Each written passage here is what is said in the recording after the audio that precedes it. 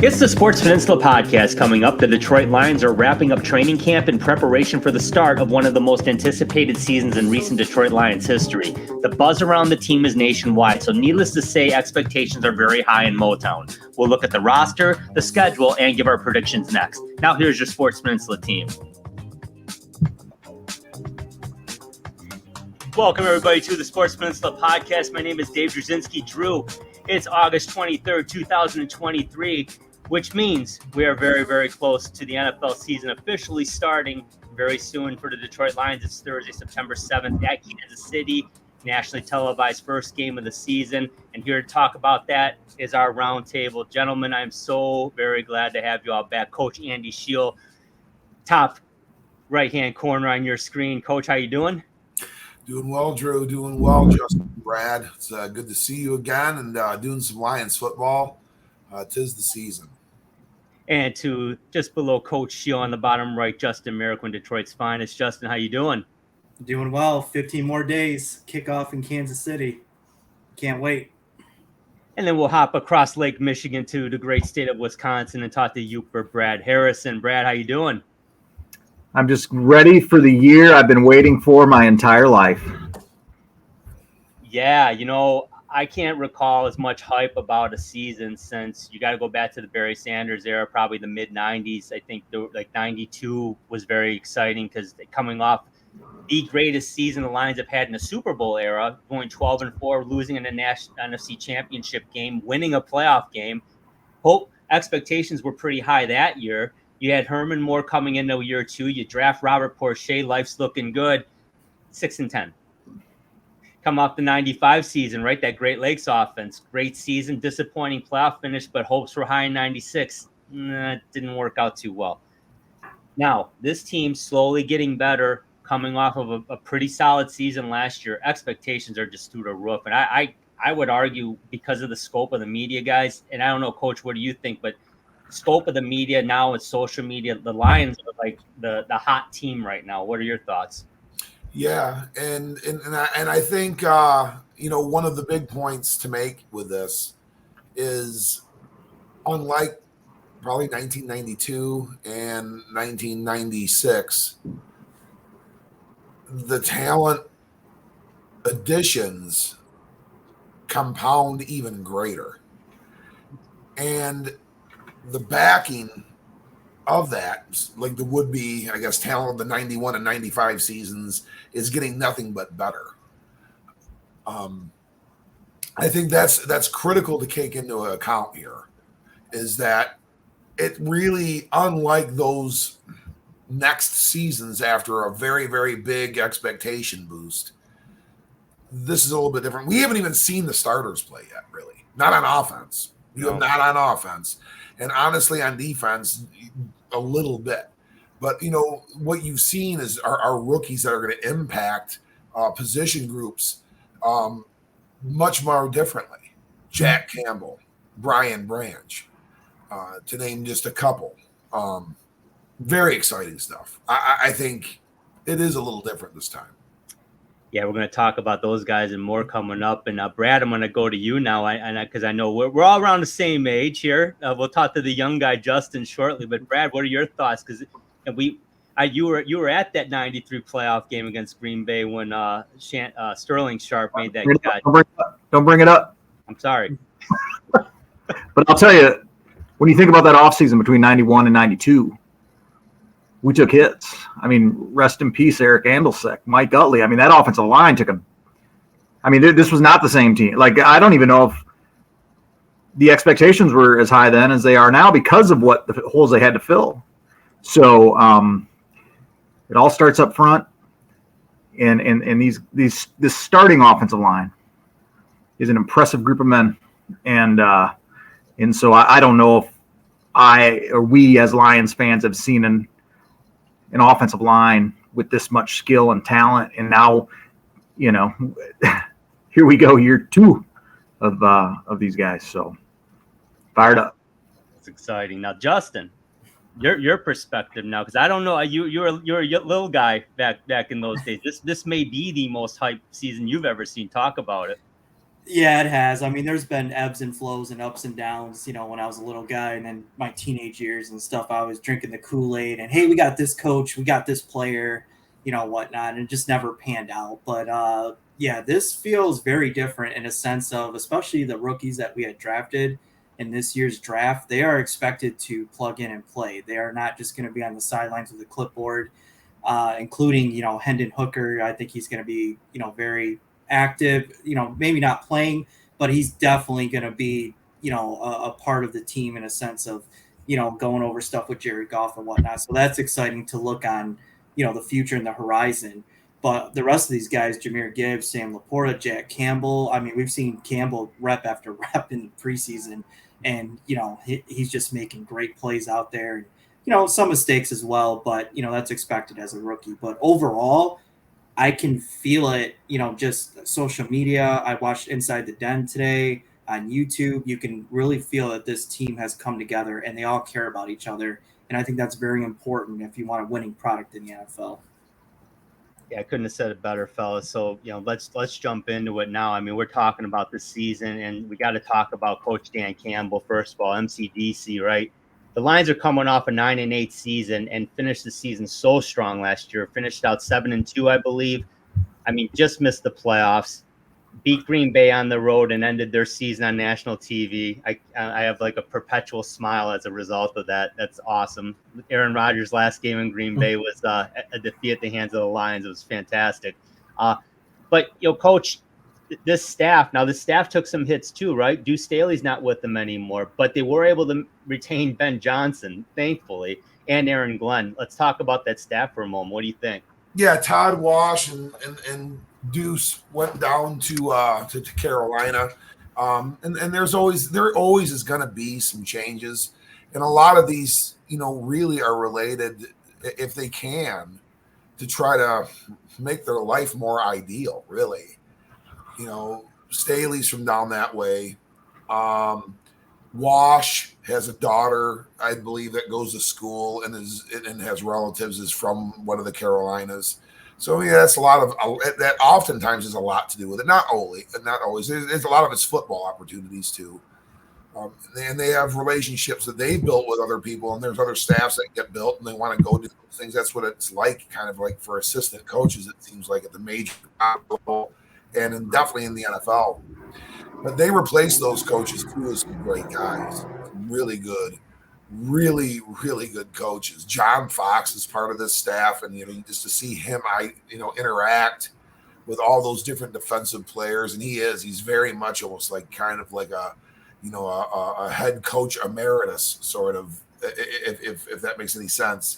That's kind of what he's like out there. So, yes, the staff has changed. It will always do some changing.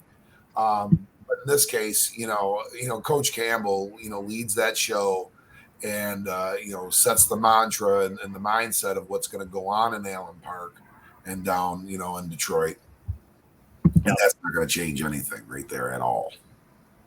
Yeah, I agree with you there. Justin, lot of folks, because Coach brought up, we haven't seen the starting offense much at all. We saw, and I'm not saying Jahmyr Gibbs is going to get started. We saw a lot of him in week one. But your thoughts on not seeing the starters on offense specifically during the preseason? Do you think that's a problem, or do you think maybe that plays into their hands that they're conserving energy, staying healthy, but they're getting those joint practices? And what are your thoughts? Yeah, the joint practices, that's always good. You want to see where your guys are at, your level of competition up against, other players and teams in the league. I wouldn't say it's a problem, but I would like to see the starters. I believe, and correct me if I'm wrong, I don't believe any starters are going to play against Carolina, this last game. I would like to see something, but maybe that's a good thing because Ben Johnson, we know, is a genius, on the offensive side of the football. So maybe he's got a lot of creative plays that he's keeping, close to the vest. Because, hey, we start off week one against the defending Super Bowl champs, the Kansas City Chiefs. So maybe that's, they're playing a little chess, with the rest of the NFL and the Chiefs. So I'm not gonna knock these guys about that too bad because I think they know what they're doing.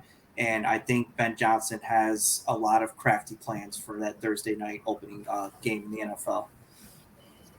Yeah, I share that same opinion. To be honest with you, I didn't personally need to see these guys in the preseason. I'm trusting these joint practices are, quite frankly, better work than a preseason game. Although it's nice to see the rookies get involved to just get that feel, play in front of the fans, and we've had some good crowds there too. Hey, Brad, let's talk about this training camp. What are your thoughts so far? Any surprises for you out of camp that you've been hearing about? Well, I mean, just the continuity year from last year to this year, and how Jared Goff has a command of this offense is exciting to see. There's more good than bad all over the board, and it's probably easier to talk about the bad than the good. But the only disappointment I see is Jameson Williams not getting those reps, right? Like, you would have loved to seen him get these reps before he's got to step away, and that's just not happening. So, but it's given an opportunity for other guys to take advantage of that opportunity, and there are, right? Like this group is, I'm so impressed with Amon-Ra St. Brown and the 202 catches when practice ends off a jugs machine, right? And now other guys are following that lead. That's leadership. That's a guy that wants it. That's not something that you can teach, right? Because there's great players walking back to that building after practice, and no fault on them.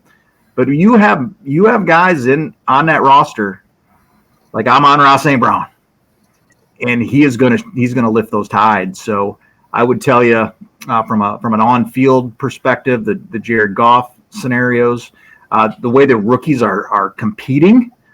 Brian Branch coming in and doing the things that he's doing on the practice field and on the preseason games, amazing.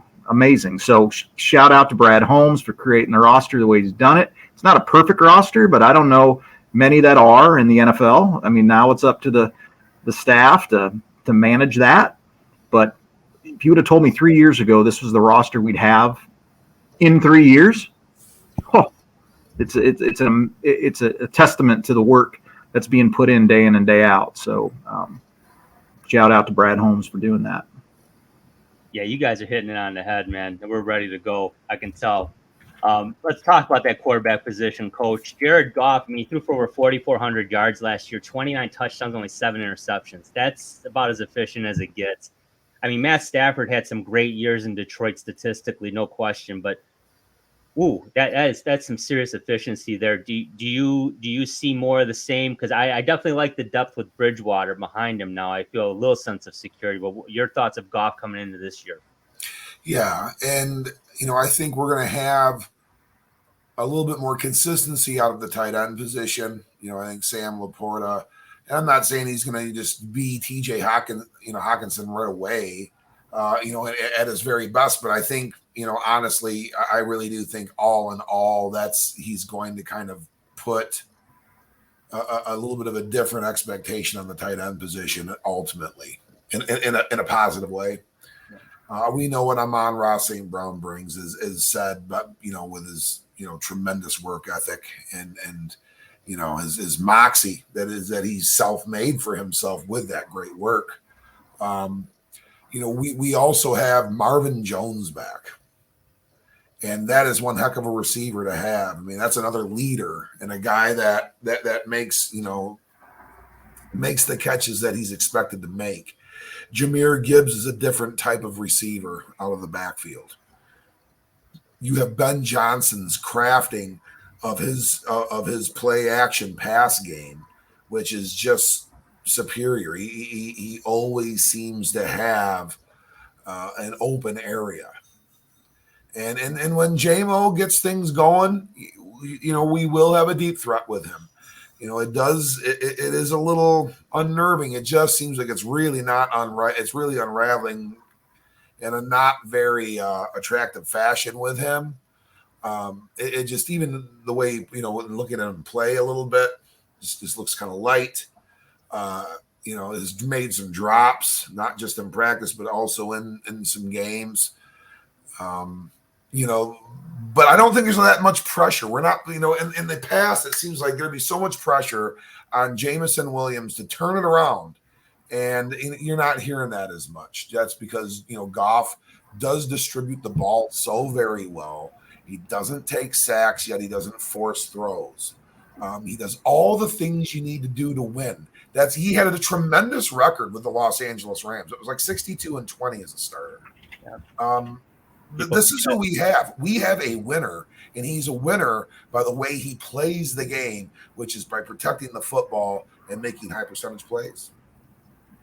Yeah, and Justin, I mean, did you foresee this out of Jared Goff when that trade was made at all? Did you have any inkling that Jared Goff could be the guy, or was he just going to be the stopgap? No, I'd be lying if I told you that he'd step right in and just tear it up. I really would. I've always liked Jared Goff, but when he came here, I literally thought, okay, this guy's just going to be here a year, maybe 2 years, and then he's going to be gone. We're going to draft a quarterback, or we're just going to sign another free agent quarterback. No, coach, hit it on the head. Brad, he's really taking command of this offense, and I think he's getting a lot more comfortable. He really loves Ben Johnson, so these two guys playing off of each other and really feeding off each other, I think that bodes well. I think he could throw 35-plus touchdowns this season. And, yeah, Marvin Jones might be a little bit older, but if you watched him last year in Jacksonville last season, he can still go up and get it and stretch the field. So you'll still have that deep threat, especially with the play-action plays. You have to account for Amon-Ra St. Brown. Also, watch out for Brock Wright, too. We've seen the big man rumble, against the Jets last season, catching that touchdown pass late to seal the deal. Also, you're going to have two running backs that can catch the football, Jahmyr Gibbs and David Montgomery. If you're unfamiliar with Montgomery, go watch tape. The Atlanta game last year, the Chicago Bears, Justin Fields is rolling out impromptu. Montgomery breaks it off, takes off, raises up his hand, boom, he's gone down the sideline. So the guy can catch, and he can stretch the field. So I see a lot of good things coming out of Jared Goff this season. One of the that I think about, too, sorry to interrupt you, Dave, there was an article in The Athletic, Dan Pompey back in June wrote about Jared and Ben and in their relationship. I mean, for our listeners, go Google, just go read that article, because it just shows you the kind of man you've got as our quarterback. He's in town, and the man we have is our offensive coordinator.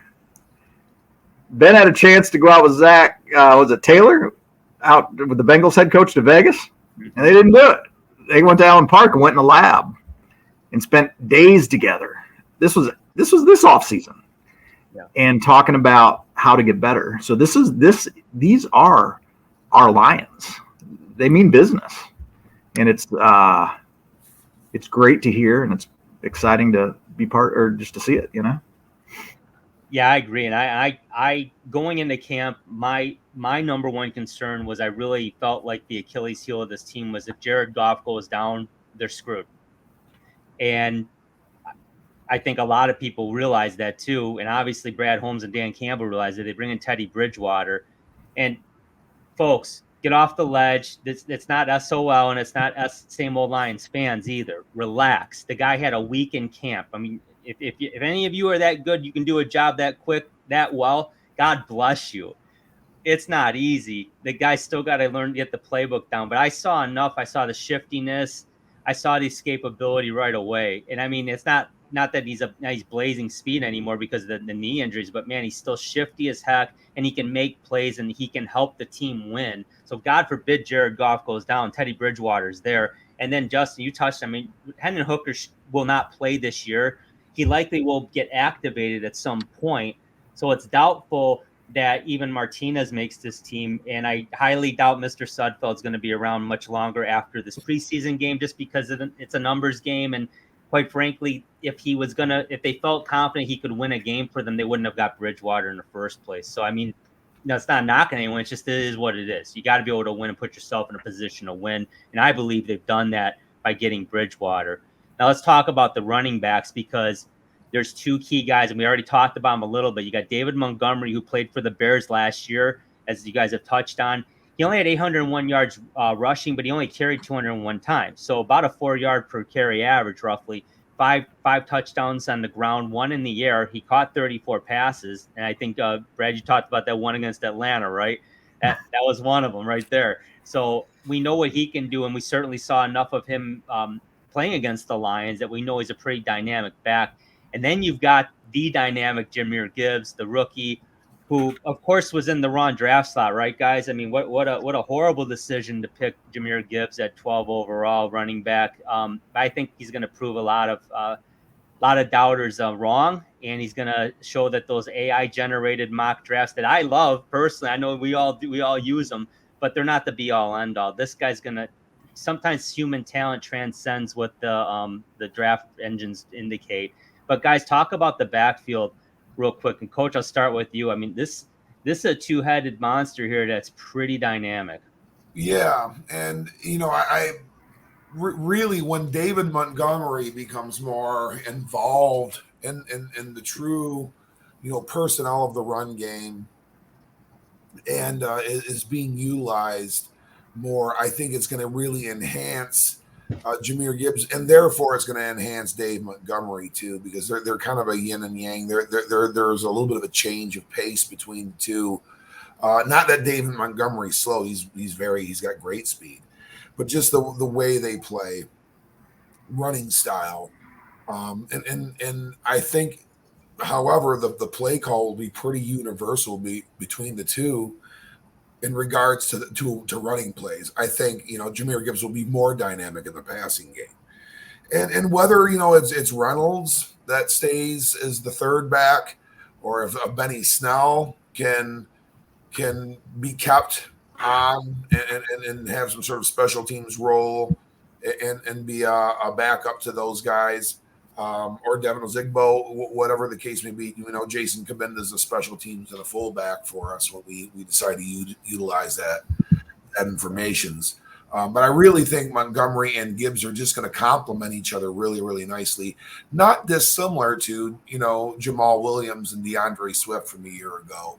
But I do think there is a little bit of an added element in the way Gibbs is as a receiver, and a little bit of an added element into the quality of Montgomery in regards to where he can run on the field.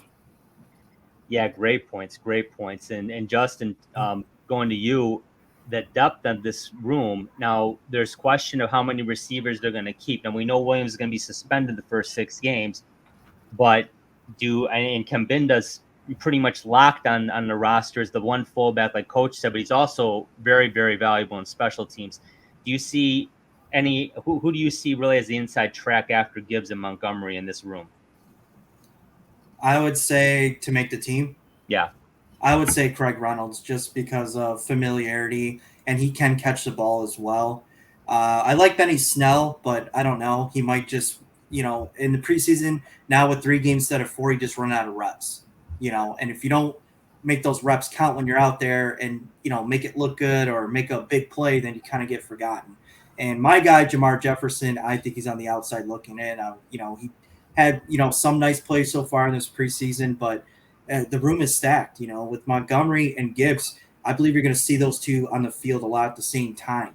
This is going to be totally different, like Coach was saying, with Jamal Williams and DeAndre Swift. And don't forget that Jahmyr Gibbs can run between the tackles. Yes, he's a little smaller, but he played in the SEC on Alabama. He can run between the tackles. So I believe with the familiarity with Craig Reynolds and getting a feel for this offense, and he stepped in some games, so he's been the feature back, a number of times, due to injuries and whatnot. So I believe he'll be the next man up. And you got Benny Snell, like Coach said, maybe get a special team spot, kind of keep him hanging around for special packages. But I believe, Jamar Jefferson, he might get bounced. Yeah, it could happen. It's such a tight competition. And Brad, I mean, we haven't seen. Coach touched on last year we had Swift and Williams, but Swift wasn't healthy half the season.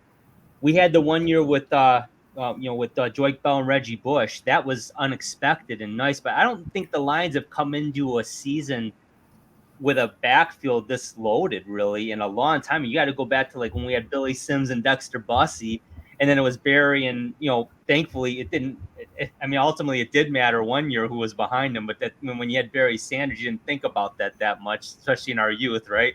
But this is a pretty packed backfield, and like Coach and Justin both talked about, Montgomery and Gibbs are going to be on the field quite often together. What are your thoughts? Yeah, I mean it's wild to end that game last year at Green Bay and think Williams isn't here and Swift's not here and the room's going to be better. Like that's hard to imagine.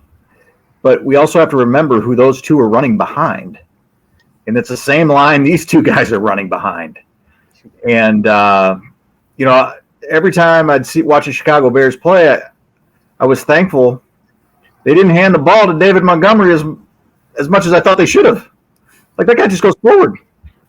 And so, to be rewarded for that work he put into Chicago to come to work behind this offensive line, he's got to be just chomping at the bit, because we haven't seen him, right? Like, when the lights came on, they stood on the sidelines, or at least Montgomery did. So, there's nothing to think this run game isn't going to be better than it was a year ago, barring injury, obviously. But there's some talent in this room that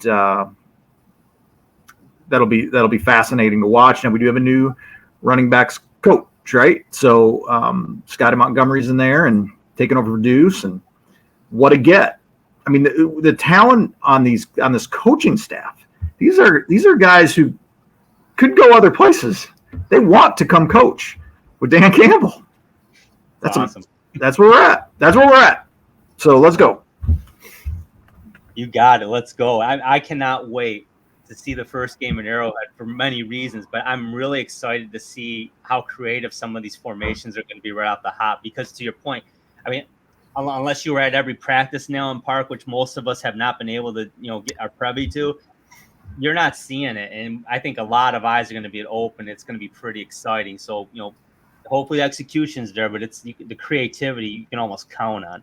Hey, speaking about Mark, good shout out to the fans showing up, selling this thing out. What was averaging 3,000 a game, a day. Man, we're ready, aren't we, guys? And silent counts in the preseason. Are you kidding me? It's awesome. The fan base is fired up, and it is really great. I mean, so it's like, let's let it play out. Let's see how that goes, and let's talk about the receiver room now. And we did touch on some of these guys, but it starts and ends with Amon-Ra St. Brown. I mean, last year, 106 catches, over 1,100 yards, 6 touchdowns, and he missed some time. And thankfully he's going to be back he's back this week practicing now. He's not going to play in that preseason game, Coach, but let's talk about the room. We know Jameson Williams going to be out till week 7, but we touched on a few guys there. Overall, what's your feel about this group? Yeah, we haven't seen them all. Like we said, we haven't seen Amon-Ra, not Marvin Jones, very much Josh Reynolds. Jameson, we know is kind of on ice for now. And we also have, Laporta that we're going to be talking about, and James Mitchell and some other different individuals in the pass game. Jamie Gibbs too. He's going to be involved in the pass game. But, as far as the receiver room goes, I know there's some talk of needing to add, another player, here because of, JMO and that kind of thing not being available for a few more weeks. Do we have that in a guy like Chase Cota? Is that an individual that could be? And he looked very good these last 2 preseason games. He's gotten game reps against two pretty good football organizations. The Giants are on the uptick, and we know that the Jags were a playoff team a year ago. So, he's doing some things out there that are kind of impressive. Are they going to make one more little trigger move here and get some depth in there to fortify the room, at least on the interim basis? I'm not so sure. But we know it's very productive, and they've got some different guys swapped out. I see Marvin Jones having a different role than DJ Shark? Similar. I think it's going to be very similar.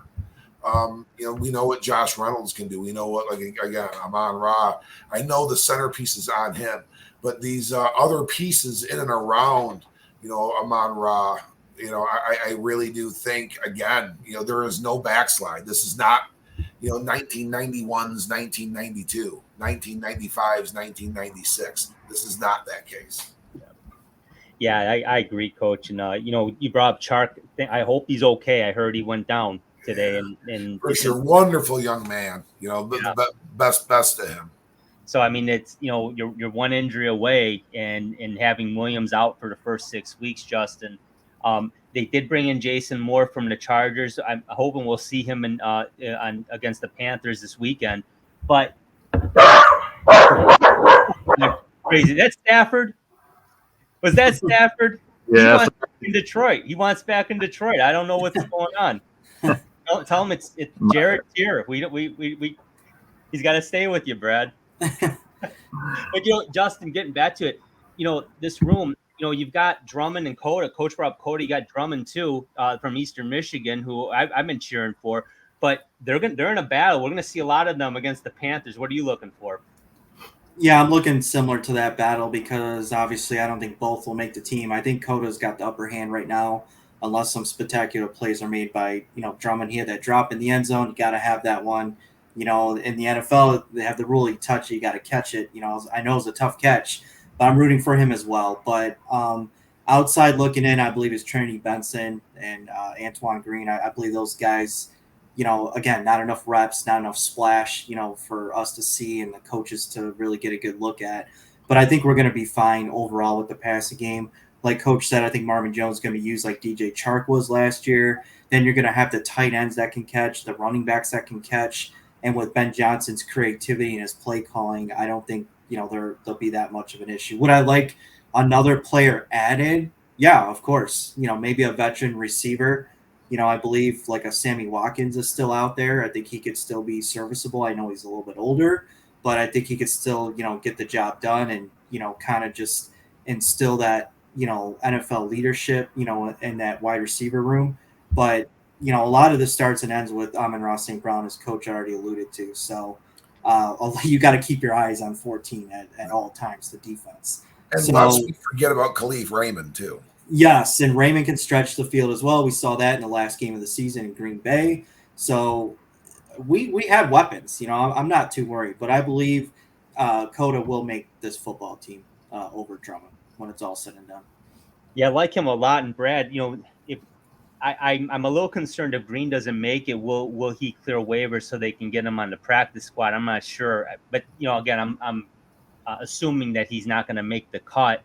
But at the end of the day, are you looking for them to add somebody? Because I know we mentioned Sammy Watkins, like Jarvis Landry, I believe, still out there too. So there are some guys. It's just I don't personally want to see them overspend on what amounts to a rental when you do have a deep room. But what are your thoughts, Brad? Well, cut down day is coming. Yeah, and we're not the only team cutting down. So that the pro player scouts, they're gonna play a huge role in this roster build, at least on the backside of this roster. So I'm anticipating there's going to be some people at Allen Park in a couple weeks that aren't there right now. And I don't think it's to make, the team that much better from a wins-loss perspective, but just from building out the roster. So I'm with you guys on Coda. I think that's been an exciting watch here this preseason. I hate it for Drummond. What a great story of a kid who just took this next chance in the local scouting combine and got to this point. So I just hated it for him to not make those catches when the lights were on, and I guess he has another chance here Friday night. So one of the things that I found really fascinating, and I'm not – Jameson Williams is such an interesting case study, right? Confounding, so much talent. The things haven't gone right, blah, blah, blah, blah. He made a statement, maybe it was last week, about Teddy Bridgewater. Teddy Bridgewater has been playing football in the NFL for half of Jameson Williams' life. You want to talk about a kid who's got a lot ahead of him, right? And so, man, let's just learn from the steps we've taken and just get better. And what an opportunity we have as an organization, and Jameson has as an NFL football player to just be something special. So it'd be incredible for this thing to work out. I mean, I'm all for him, right? Like, I'm all for it to work out. I just want him to get better from the steps he's made up to this point. Yeah, I agree with you guys. And, what I hope Williams is able to do is just really, I mean, honestly, everybody knows that the Lions traded up to get him last year. Everybody knows they only played a handful of games because of the injury, and we knew he was injured. Then you had the suspension. I mean, warranted, yes. A little stiff, yeah, a little bit. I mean, considering what happened, but it is what it is. I mean, hopefully this coaching staff in that room, guys like St. Brown, can just say, hey, look, man, just play your game. The pressure's not on you. I mean, St. Brown's the number one guy. Goff's the quarterback. Gibbs and Montgomery have a ton of pressure on them. That Williams needs to go out there and just do his thing. And I would encourage everyone to let's see what happens this year.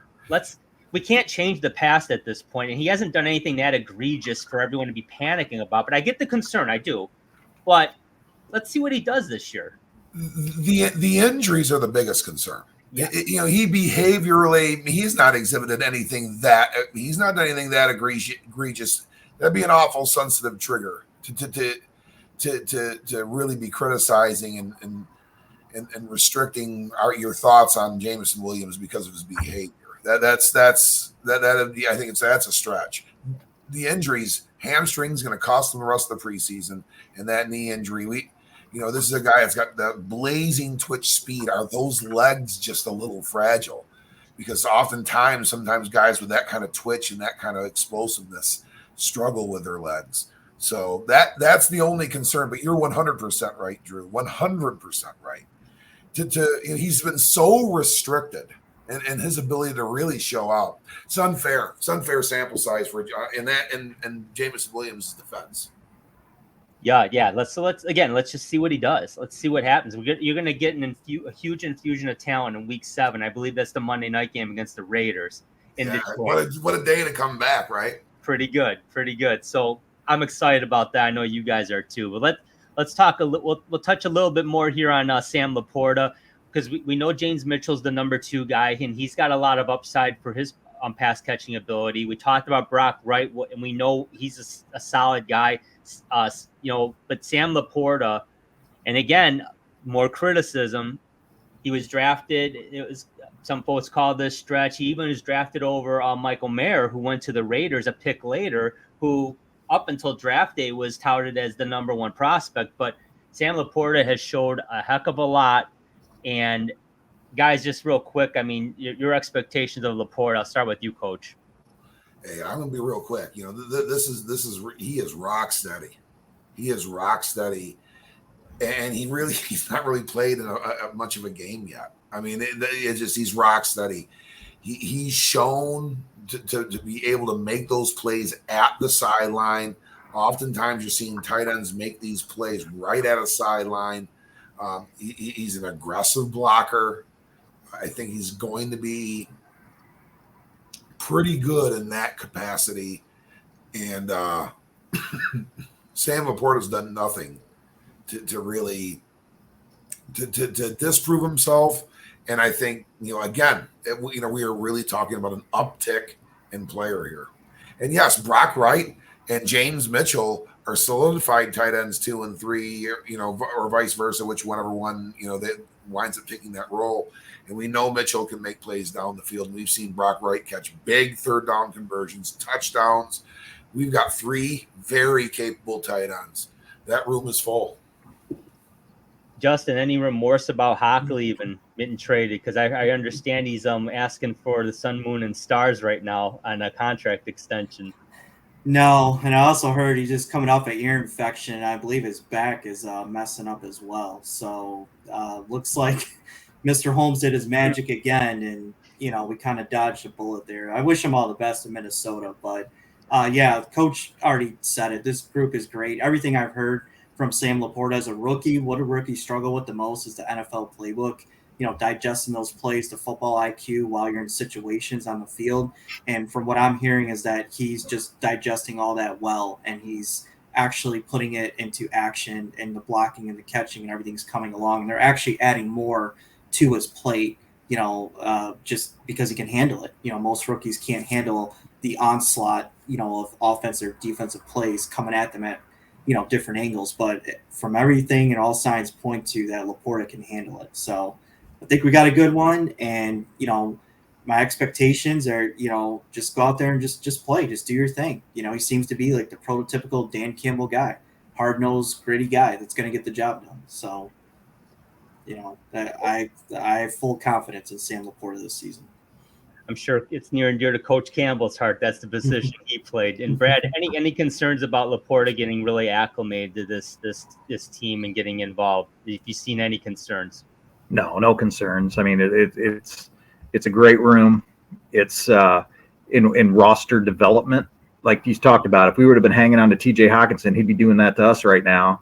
And we might feel pressure to do something, pay this guy a bunch of money because of the next contract. And no, man, this is the way you develop a salary cap. You manage a cap well. You've got a room of 3 guys who, can step in for each other when the time comes, because this is a 17-week season. We're all sitting here today with everybody being healthy. Doesn't happen that way. Exactly. Fellas, we talked about the skill positions, but, now we're going to start talking about position groups. And I'm not sure any of this is possible without the gentleman we're looking at right here.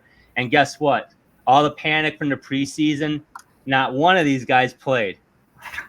And Graham Glasgow's not on this because right now I got Big D penciled in at right guard, but Graham Glasgow is likely the number 1 backup at guard and center for Frank Ragnow, just in case. Coach Shield, any concerns about this offensive line going into 2023?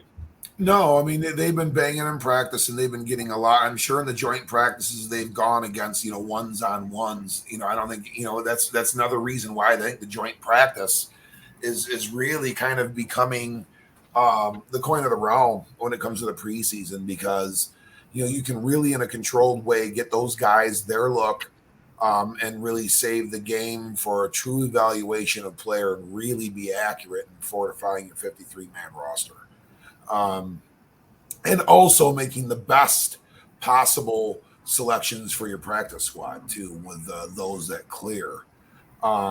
These guys haven't played. They have not put pads on in any games this year. I don't think they're going to in any of the preseason games. They will have their 17 regular season games, and that's the way it's going to be. I don't think we have much to worry about. I just don't. It's one of the best offensive lines in all of the NFL.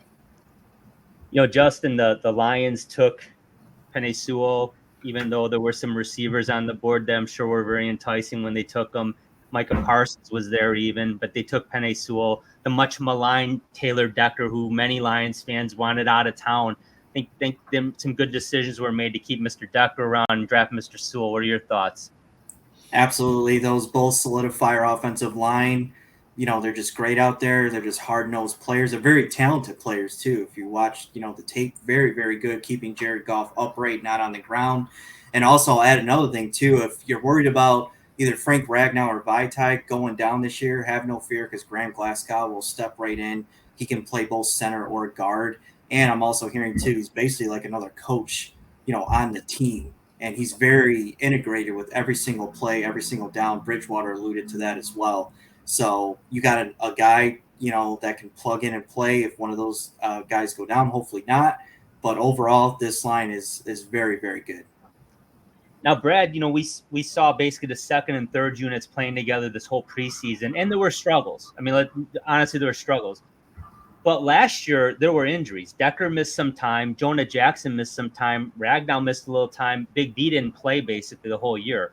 Yet, every time they were able to plug one guy in or even 2 guys in at a time, they were always surrounded by some of these gentlemen that kept them upright. Do you see any concerns with the depth on this team, even though the second and third units as a whole have not played well in the preseason? Yeah, it hasn't been a fun watch seeing these second and third units out there. But I'll give you one name. Hank Fraley. We've got one of the best offensive line coaches in this league. He's a holdover from the former Yes. from the former regime. I won't even name those people. But those people brought us Hank Fraley. Those people brought us Frank Ragnow, or Hank Fraley. I apologize, Mr. Fraley. Brought us Frank Ragnow. Brought us Taylor Decker. Those are some pieces now. And that shows you the men they are. They care deeply about this product being the Detroit Lions because they're here. Hank Fraley could have went somewhere else. Oh, yeah. For sure. He didn't. He's building this. So these guys that were a tough watch these last few games, the ones that they're going to keep are going to get coached up, and they're going to be able to step in, just like Evan Brown was. Mm-hmm. And so I'd like to see a different name. If there's opportunities, maybe to trade some of this depth we have that might not make the roster on the defensive side to get an offensive lineman. Hey, let's keep our eyes open to make the room as good as it can be. But what a starting 5 plus 1. Yeah, exactly. There's no reason, I think, going into 2023 to wrap up this offensive side of the football. This team did not disimprove on paper. They got better. They got better, a little better in the backfield, and that was already a good backfield. It's gotten a little better. The offensive line is solidified, and Big D's back, and as of right now, healthy and ready to go. Didn't have that last year. Able to get Sam Laporte in here, and the tight end room stays pretty intact. St. Brown getting Marvin Jones, locking up Leaf, and being able to have Williams after week 6. Things are looking up. But now let's talk about the defensive side of the football. And this was a unit as a whole that struggled mightily at the beginning of the first half of the year. But then in the second half of the year, things got a lot better. Coach, I'm going to start with you. This is the projected starting rotation of the D-line in some form. I mean, we may see, Charles Harris with his hand in the dirt quite a bit, or even from a 3-4 coming in from an outside linebacker position. But your thoughts on the D-line as a whole going into the season? Well, they put a great emphasis on improving the talent in all 3 areas of the defense, whether it's up front on the line, whether it's in the linebacking core or in the secondary. They made some significant upgrades. Our defensive end situation or edge rusher situation is Aiden Hutchinson, Charles Harris, John Kaminsky, James Houston, and the Okora brothers. Those are 6 players right there. Yeah, and Julie and 6 players I just named. I mean, which one are you cutting? Josh Pascal. What about Pascal too? Yeah, Josh Pascal. That's really, he's kind of a hybrid on the inside, but he is an edge. There's 7. I've been reading Julian Okora was at least the Giants had inquired. That I don't know if there's any credence to that rumor. I did read that. It's possible. And I think you were talking about that maybe they can trade some of this stuff, and whatever the case is, there's somebody that's possibly on the block, not giving up on him by any means, but this group here, and even now, here's a name I want to bring up to you, Justin. Levi Onwuzurike. He's been better, but he's had some struggles in the preseason too. It looks like he's going to be on this team, but what kind of impact are you looking for from him this year? I'm looking for, some improvement, obviously be healthy, but he does need to contribute. He was drafted the same time as, Lee McNeil. So we've seen how he's come along. He shed the weight of Lee McNeil and, looks like he's gotten stronger. Looks like he's gotten faster, feels better overall. So Onwuzurike needs to be a immediate improvement, I believe. He needs to make an impact because there are some other guys on that D line, that could, fill in too, like Benito Jones and Covington as well. Isaiah Buggs as well, and who's a leader on this football team. So yeah, I believe Onwuzurike should be on the hot seat. He really should. So I know it's unfortunate with the back issue that he had and not playing, very much football, but he needs to jump right in. He needs to make an impact. Yeah, and Broderick Martin as well. we've seen a lot of him. Boy, he's a big dude. He's a big dude. He can move the pile a little bit. Brad, let's talk about Hutch for a little bit here. Going into his sophomore year, do you foresee a sophomore jinx here, sophomore slump, or are we going to see more of the same from 97? No chance. No chance there's a slump. I mean, this guy is a worker. He has puts in the time. I'm sure they've dissected that film for him to work on the run defense. I mean, it's he's only going to get better. What a tremendous opportunity this organization had to draft him.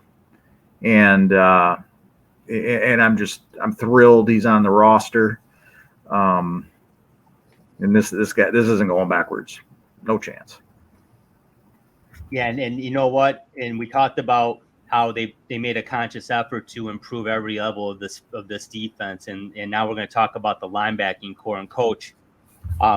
This group may be the biggest and most improved group on the football team. What are your thoughts? Well, yeah, and we've got 4 listed. It's probably gonna be more of a 3-man, probably three backers in the field. The majority of the time, there may have some 4-backer sets, and one of the big stalwarts and just absolute fan favorites from last year, one of the draft gems of last year, who's certainly a very good football player and is going to be a very substantive football player on this team, may not be a starter anymore, and that's Malcolm Rodriguez. And that's not to say that he's not going to be a starter. But we've not seen that. They've kept Alex Anzalone on ice. Yep. He's getting some veteran treatment there, deserved. And Jack Campbell and Derek Barnes have played their butts off in this preseason. And Jack Campbell is at it every single play. If it's anywhere in his half of the field, he's at it. And Malcolm Rodriguez, really, as you saw the season kind of progress, starting to get more in the 3-4 tackle area rather than the 8-9 tackles that he was receiving at the beginning of the year. And part of that is, that they, some schemes that were used against him that were going to be just difficult for Malcolm to probably be able to play through with the same kind of productivity.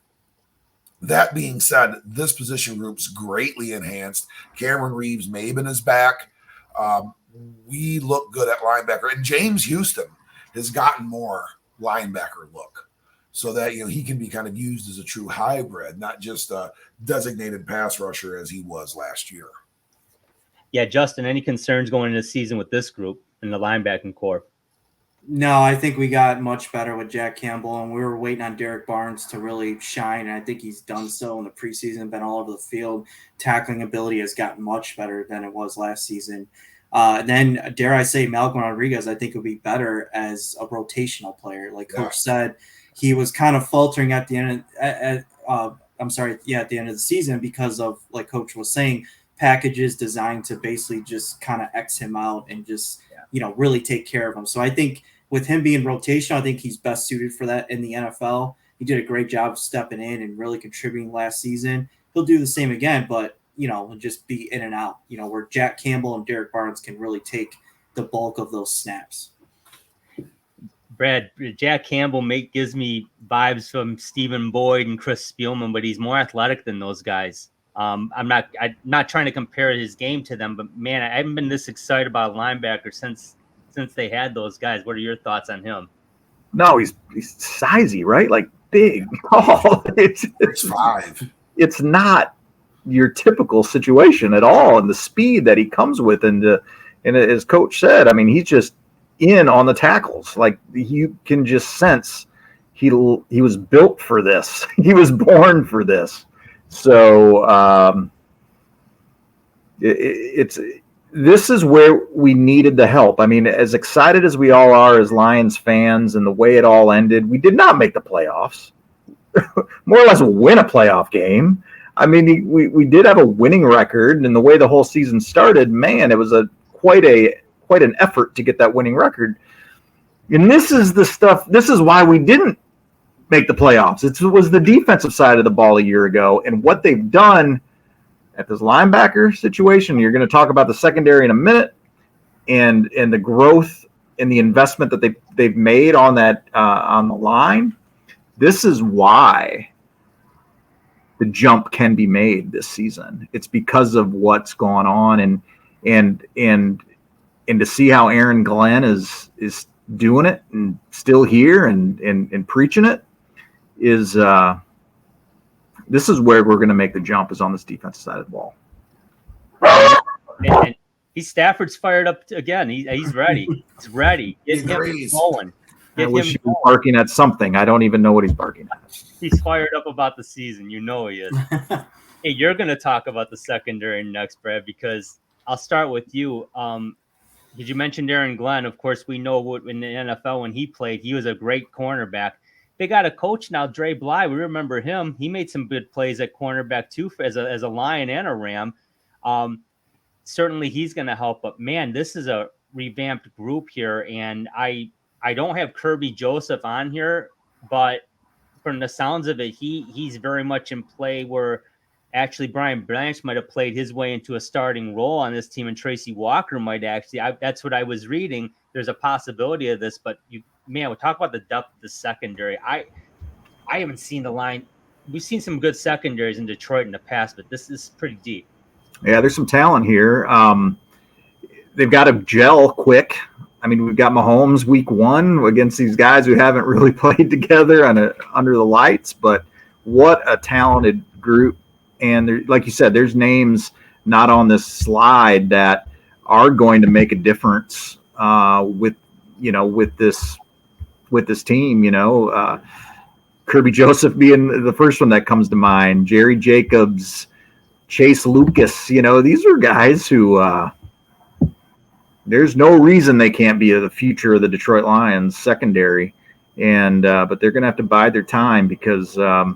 Boy, did he go out and get some players, and but they're gonna have to gel quick. This is Patrick Mahomes, week 1. Yeah, it doesn't start out real easy, does it, Justin? And we haven't seen now Emmanuel Mosley. I don't know exactly what his status is going to be going into the season yet. And then if you guys have heard anything, I have not yet, but certainly we're waiting for him to make an appearance. But talk about your thoughts on this group. It advanced, it was a major upgrade, improvement. You're talking about Cam Sutton, that was very good for the Pittsburgh Steelers. Like you just said, Emmanuel Mosley, I don't think he'll be ready for week 1. Hopefully I'm proven wrong, but there's other guys like Brad said that are not on that list, like Stephen Gilmore, Stephon Gilmore's brother. He made a great tip drill interception play in the last preseason game. He keeps doing that. He's going to find himself on this football team, and that would be a great addition to that secondary. I mean, we're talking about Tracy Walker being a second string guy. It's not a bad thing. That means the secondary has improved immensely. So I'm looking for this group to really ball out this season, and I think they'll come together and make some nice plays. I really do. Yeah, Coach, what are your thoughts here? Because like you said, this is a deep group, and there's question now as to who's even going to be able to start. So there's a lot of competition with this level of talent. What are your thoughts? Starling Thomas and Stephen Gilmore too. I mean, these are some guys, and these are the new Jerry Jacobs. You've got Melon Fonwu still here, and is going to probably be here. Again, there's some crazy depth here, and there's super competitive depth. Then who's going to be a starter and a rotator?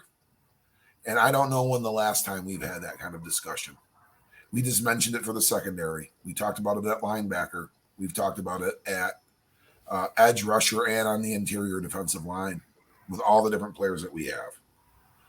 This is exceptional, and this is going to be the difference. We talked about the offense for about 44 minutes. And then the defense, we've been able to sum up in about 15. And I think the bigger impact on this team will be the one that we talked about the least, and that is going to be this defense. It's going to be the difference maker. It has to be, because that's where you win the championships in the big games. Yeah, we got to count on that offense to do what they did last year, and we certainly want to see more of the same what we saw in the second half of the year from the defense. But guys, we've been talking a lot now, so let's talk about let's do a quick roundtable here on what we're expecting this year, and I'll start. I'm gonna go out on a limb. I'm gonna say they're gonna be 11-6, and I really think they're gonna win the North. I expect them. They will host a playoff game. I do expect them to win a playoff game, and not to say that I'll be just totally disheartened and call the season a complete disaster if they don't. But the expectation is a winning season, a playoff appearance, and quite frankly, need a playoff win.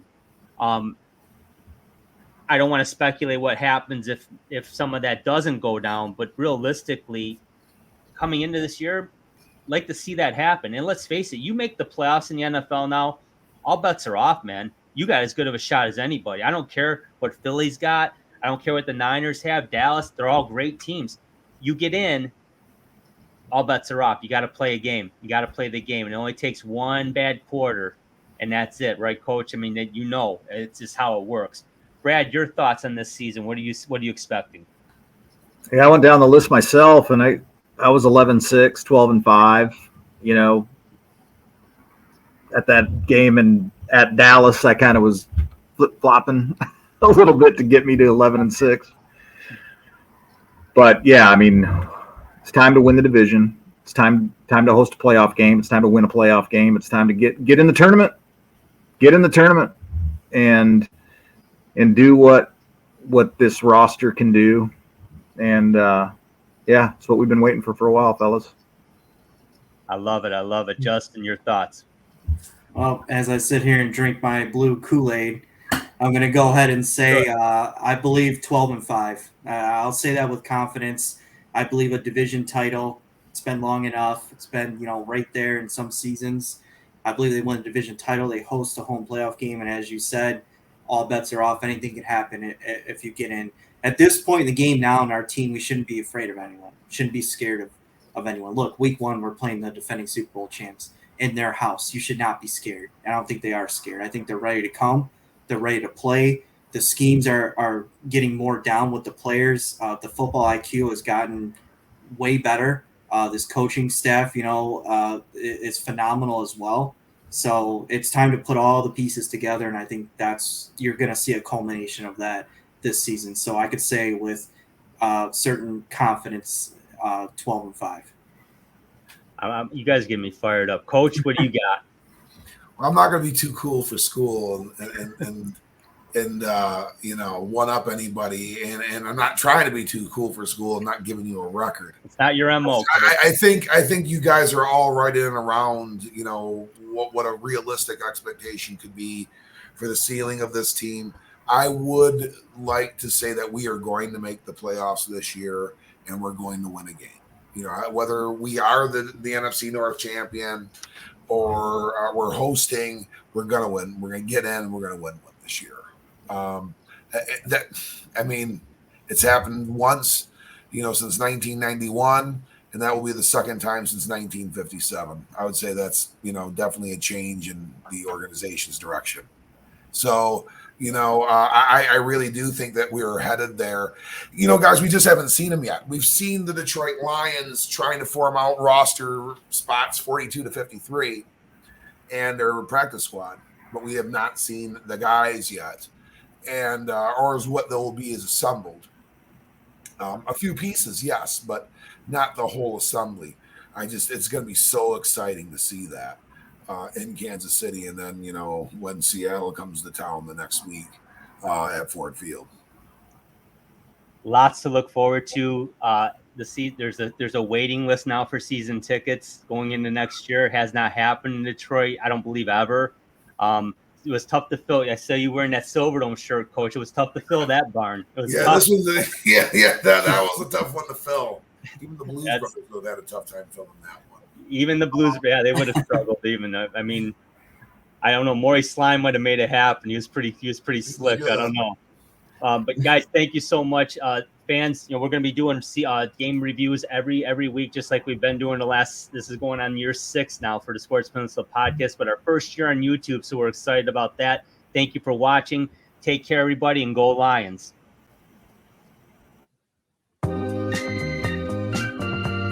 This has been the Sports Peninsula Podcast. To subscribe to the podcast, simply click the subscribe button on our YouTube channel's homepage and give us a like. You can also follow our audio podcast on multiple platforms, including Apple Podcast, Amazon Music, and Google Podcasts, just to name a few. Give us a follow on Twitter. Our handle is @SportsPodcast to check out our latest releases. Thank you again for watching and for your support. Remember, when you want to hear all about sports in the great state of Michigan, there is only one Sports Peninsula Podcast.